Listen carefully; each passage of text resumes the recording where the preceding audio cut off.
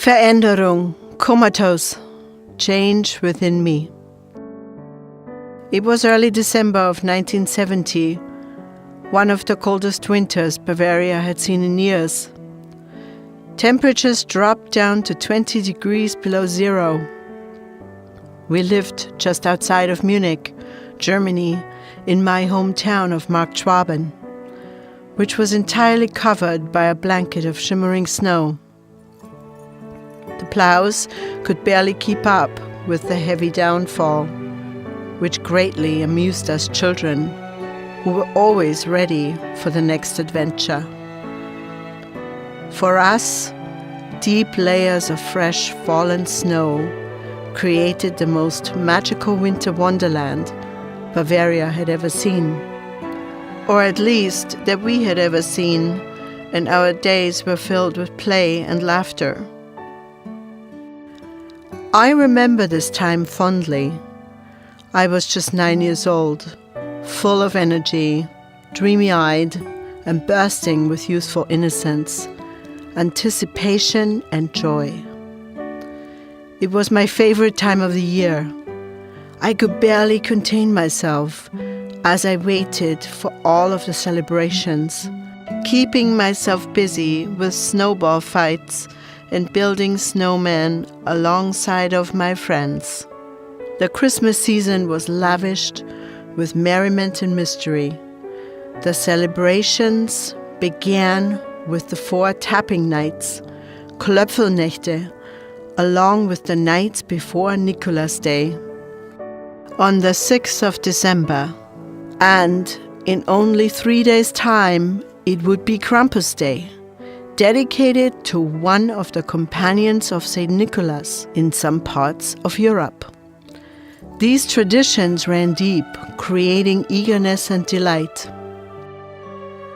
In Austro-Bavarian folklore, Krampus is a horned human-like figure who during the Christmas season punishes misbehaving children. This year, I was quite sure that I had been a good girl and would not be getting any of his attention. I was equally confident that St. Nicholas would be visiting. I'd been good and would be receiving some hefty gifts for my outstanding behavior.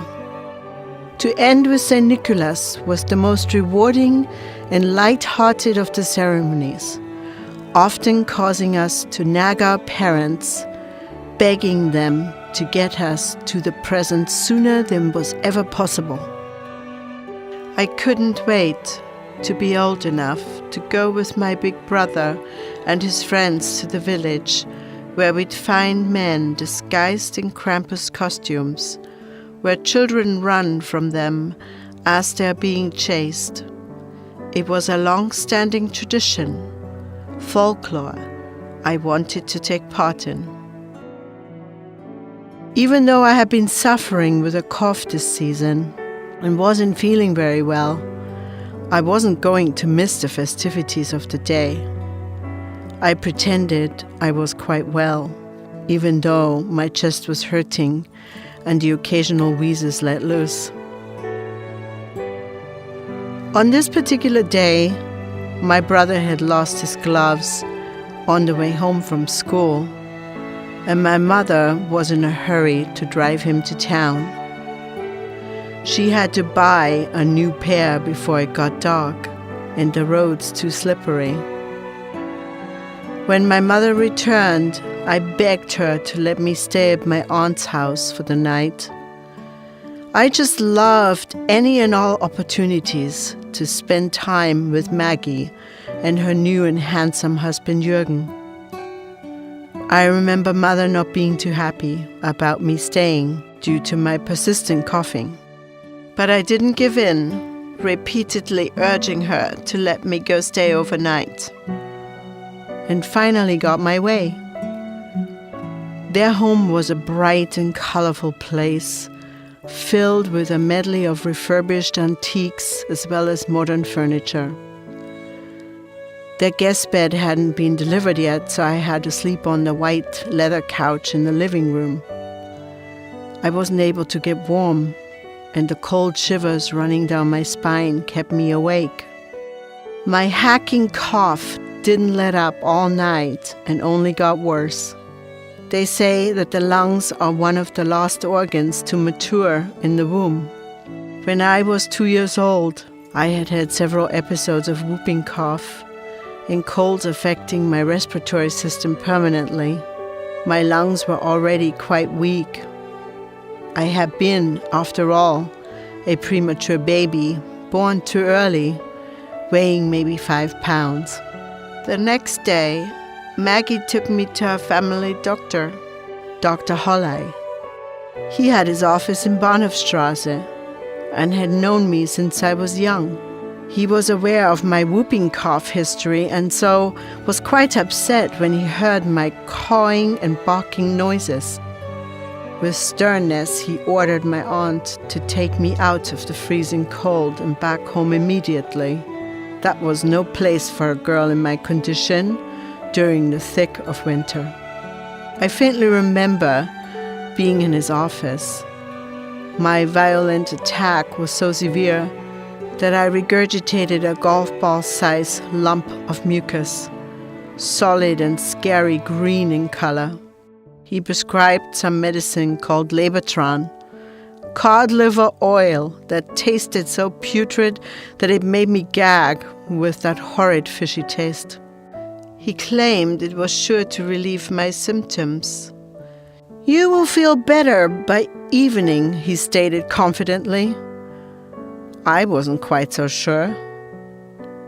Bundled up in my favorite cozy blanket, my mother, in her sweetest voice, whispered she loved me, kissed me on the forehead, and gave me the Lebertran. In her gentle way, she lovingly tucked me in on the living room couch, leaving with my brother to do some necessary errands. She assured me she would be back as soon as possible, since the center of our little town, Marktschwaben, was only 5 minutes away from our house. She was in a hurry and had to go. It was only 3 o'clock in the afternoon and already getting quite dark, with huge snowflakes falling outside and getting heavier by the minute. Extremely exhausted from coughing all day, I lay on the couch feeling content enough and just to rest. I enjoyed the warmth of the house as I watched the fluffy snowflakes dance in the wind outside, eventually falling onto the moonlit balcony in front of me. I slowly drifted away into a sound sleep. Out of the blue, I remember waking up with such a terror, my body jumping in uncontrolled panic. I found myself desperately gasping for air. I sounded like a barking seal at the circus, or maybe something worse, as I flailed around this way and that, just trying to get comfortable. My cough seemed to become worse, and my sleep was restless. In between coughs, I was making a strange crow-like noise. It reminded me of a wheezing sound I heard from my friend, who I had watched having an asthma attack, scaring me to death. My chest below my ribcage sank inward with each breath I tried to take. I knew something wasn't right when I touched my ribs and felt how displaced they seemed. Gradually, as I lay on the couch, I started to withdraw from my body, drifting away from consciousness. Barely conscious, my body shifted and jolted in spasms again. Out of dazed desperation, mustering all my strength, I stood up, raising my arms above my head, frantic to open up my air passages so I could breathe. Each time I attempted to breathe inward, my airways tightened even more. I finally gave in. Suddenly, Everything turned quiet as the snowflakes falling. A beautiful humming began to fill my ears.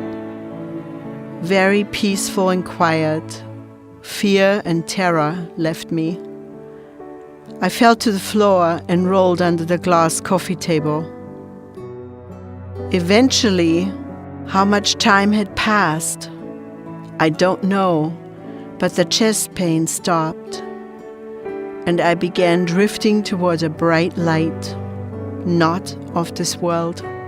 I slipped out of consciousness, withdrawing from my body. More time passed, and I heard my mother's voice calling my name from a distance. Petra, Petra. She pulled me from under the table, and I was aware of being in the living room, and once again I felt the unbearable tightness in my chest as I gulped for oxygen. She screamed at my brother Wolfgang to keep me upright, commanding him to keep me moving and not allow me to lay down where I might become unconscious again. My mother told him to help me walk around the house a bit. In my delirium, I must have climbed the stairs for some reason and almost fell down the stairs when my brother took his attention off me for 1 minute. My poor brother. Immediately, I heard my mother call for my dad to drive us to the nearest hospital in Steinhöring, a town 15 kilometers from us. No air to breathe. At 14 years old, my mother had been hospitalized in this old place, Kinderkrankenhaus, also known as Children's Hospital. She had contracted the polio virus and was paralyzed for 2 years. The worst part, besides the pain, my mother had told me was the disturbing emotional ache of being locked away there, unable to hug her own mother or sister, except through a dingy institutional window, made her feel like a prisoner, afraid and alone. Later, I would learn more about this hospital, one with its roots in dreadful Nazi evil. It was in 1935 when a most feared Nazi, Himmler, created a secret Nazi program called Lebensborn that took place in this hospital. Deemed racially pure young women were taken from their families and isolated in those cavernous walls to meet SS officers, to become pregnant so that they could bring more racially pure into the world. Nazi authorities believed that these Lebensborn children would be purebred Aryans, perfect future SS leaders, given to the SS to train from birth. These children would become the new nobility that would dominate the world. At least that was the plan. I knew none of that horror at 9 years old. I have tried to imagine what it must have been like for those poor women. I cannot. But I do know that for my mother, Steinhöring was always a dark time, a dark place, even though she was sent there after World War II. For me, now, in this time and place, I had been admitted into a room and placed in between the hospital's sterile sheets to be cared for.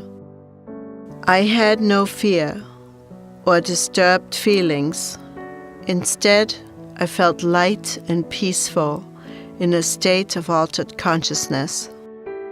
Personally, I can't say I recall much about the space itself, since I was so sick when I blacked out.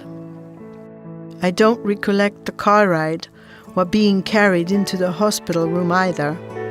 However, I do remember hearing that same soothing humming sound in my head. It faintly reminded me of a gentle breeze on a warm summer's day, nature's music I would experience as I would run through the fields and play. My awareness was not of being in my body. Rather, I floated upward. Still light and peaceful, I came to some kind of altered consciousness at Steinhöring, not in my body. I started to float, hovering on the hospital ceiling. Not in my bed at all, which felt strange. I suppose words are hard to come by to describe it completely.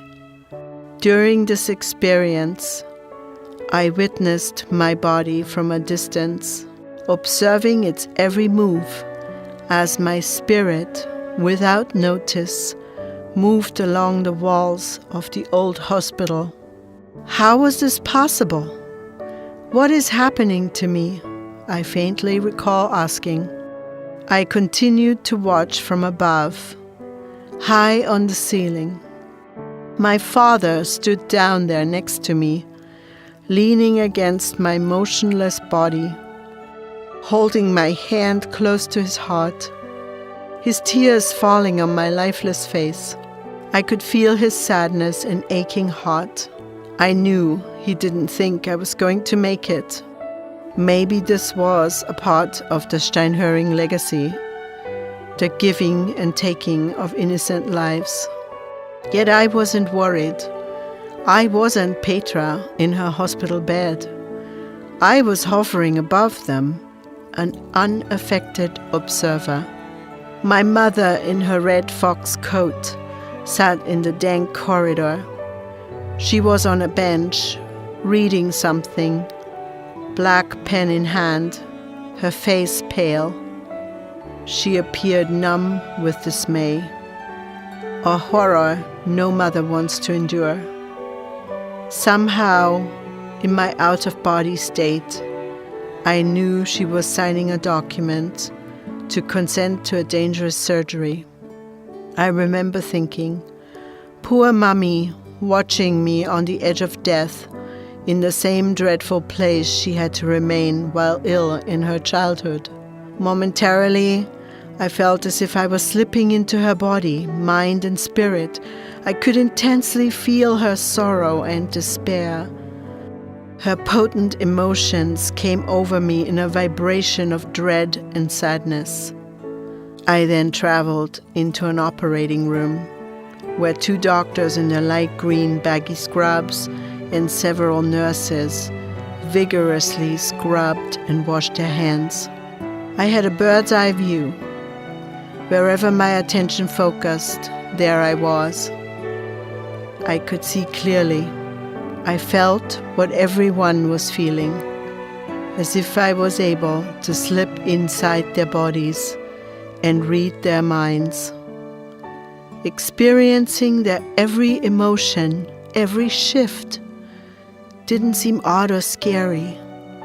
I felt calm and neutral, unemotional, as I moved through the corridors, processing the dynamics of life below.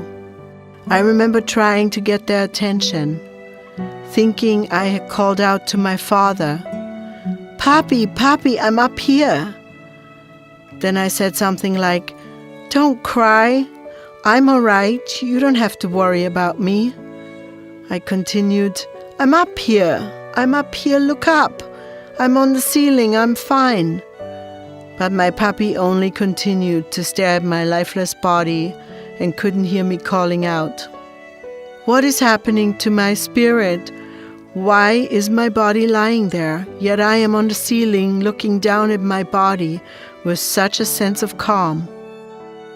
I recall feeling this inner knowing that everything was perfect on those cream white walls, when suddenly my spirit shot through a tunnel much like a vortex of clouds, illuminated by a bright white light. I was flying like a bird, up through the sky. I felt this strange energy project me through the light with such enormous speed. It was as if I was enveloped by this brilliant ray inside and out. The sun was hugely magnified in a way I'd never seen before. I felt safe. It was otherworldly and intoxicating to my spirit. I eventually found myself in an edifice that appeared like a gigantic library with a multitude of floors and books reaching into the vast sky. The joy, love, and peace prevailed inside me, feeling free and incredibly warm from the inside out. The humming sound reverberated throughout this tall library. It all seemed strangely familiar. In an instant, I stood next to seemingly wise old men. They reminded me of the ancient Babylonians, dressed in simple cloaks of white and brown, or the Franciscan monks in Bavaria. One had a hefty old book in his hand. He read from his leather-bound book. As I stared at their handsome, weathered faces, I felt like I had known them before, and they knew me. I felt I recognized one man in particular. He had the most peaceful and kind-hearted face. There was a bluish light emanating from him, and his eyes were so blue and bright that I wanted to get lost inside of them. I recognized him as Jesus. The instant I set eyes on him, I could not conceive of a more loving face and eyes. Jesus and the other elders were talking about my fate. United in their care and concern, we were one. They weren't talking like humans talk. Their conversation, telepathic consciousness. I could somehow perceive their thoughts and deep message of love. Not a little girl anymore. I felt timeless and one with them. No identity, no borders. I felt truly at home in their affection, their compassion. I asked them if I could stay, but no, they smiled at me the way a loving father smiles at a daughter. And then it all went blank. The following morning, I woke up in the intensive care unit in a huge room with old wooden floors. There was only one other young child in a meager crib with a strange mushroom-like growth on his mouth. His abnormality frightened me. I closed my eyes so I didn't have to see it. Now awake, I felt the pain and suffering in this old hospital that reeked of rotting wood and iodine. It felt nothing like home. The peace I had just experienced gone, and I didn't like it. When I looked away from the child, I heard the creak of a heavy door, like that of a medieval castle. High-heeled shoes echoed down the corridor, and then the familiar voice of my mother. I could barely make out what she said. "Herzelein, Herzelein, you made it. I could not live without you." She kissed my face and stroked my hair. My aunt held my hand. I tried to speak, but I couldn't utter a sound or open my eyes. I heard my mother relay to my aunt that I had suffered a serious attack of the croup, but the doctors didn't have to do surgery. Instead, they spent a great deal of time suctioning off 1/2 liter of mucus. To be safe, the attendees had wanted to keep me for 2 weeks. What happened? Why was I back, and how long had I been gone? I had no idea. My limbs, my entire body was exhausted. Then it happened again.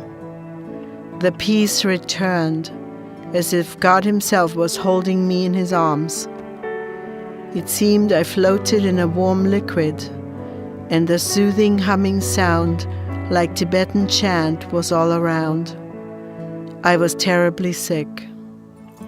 My mother still worried, but my trance-like state seemed to envelop me in such a deep bliss that I have very little memory of what went on around me for the rest of my recovery. I often reflect that it must have been really difficult for my mother to visit me in that place with the many painful memories she must have endured, even though she didn't always show it or talk about it, even though I knew. And how hard it must have been for my big brother seemed pretty clear to me too. After all, he had to watch me suffocating and delirious when he was just over 10.5 years old, a young boy unable to do anything more to help.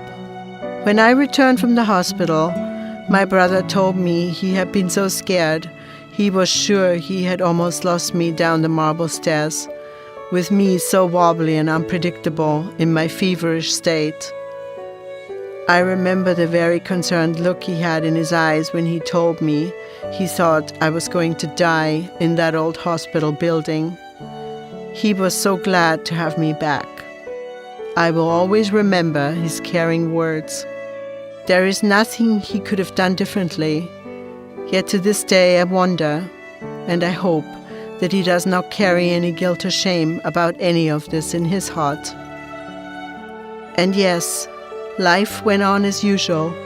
One morning at breakfast, not long after I returned home from the hospital, I told my mother about the light and about Jesus, when she gently put her index finger on my lips and said, "Shh, we will never talk about this.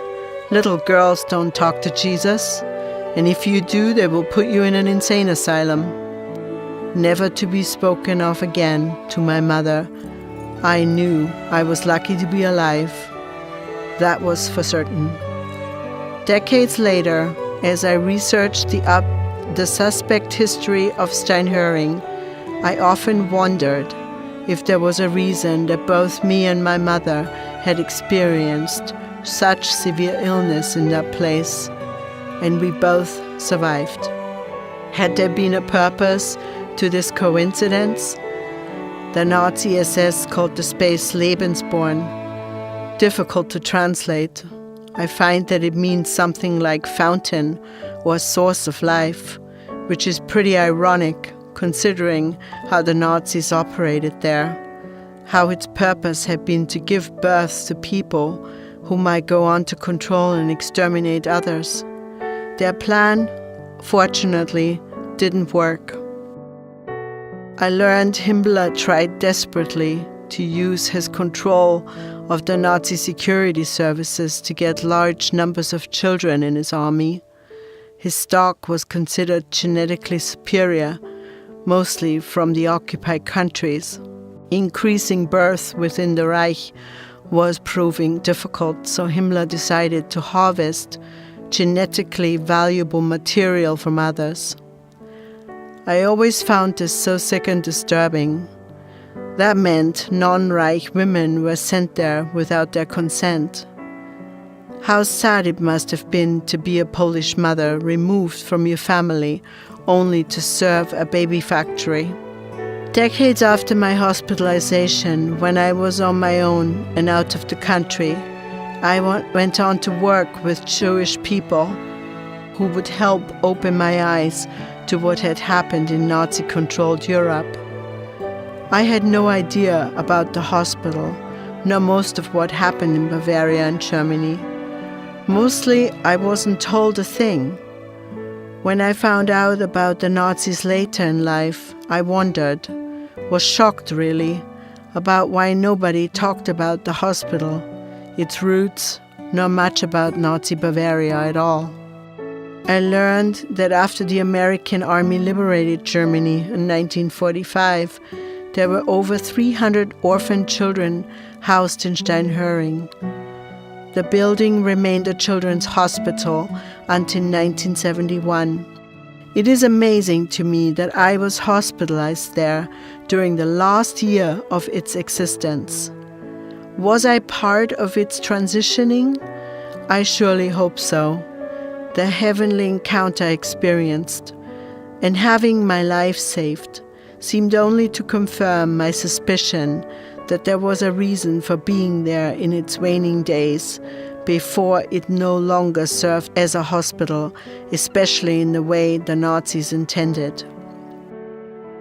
Before the war, Steinhöring was a former Caritas Catholic charity children's home.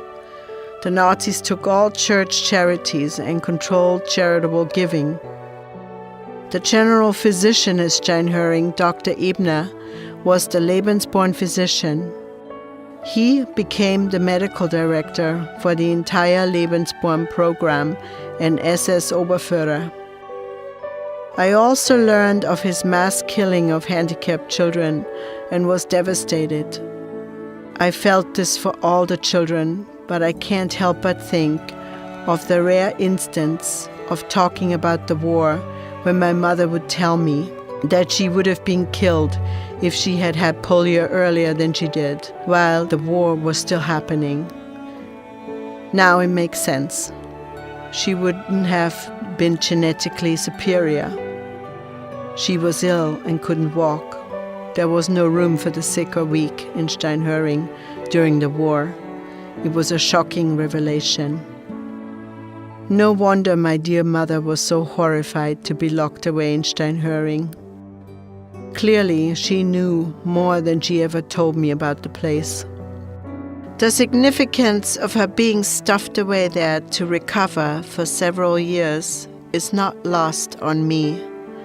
Maybe my alternate experience I tried to share with her helped release some of that burden she felt. I don't know. I will never know. Today, the building is an in-home care facility for 1,000 handicapped people with a staff of 400 employees. When I hear that Steinhöring is used to house and assist so many needy people, it makes me feel as if maybe, just maybe, it can free itself from its confusing and sometimes morbid past. And maybe I wasn't the only one who got free from the walls of the hospital on its last waltz. Something unexplainable had shifted inside of me. It was good. I was changed. I couldn't fully comprehend why I felt different and strangely detached from my family and my life as it was before. I suppose it was odd that I, as a 9-year-old girl, wished I could go back to the place of peace and love forever. It was home.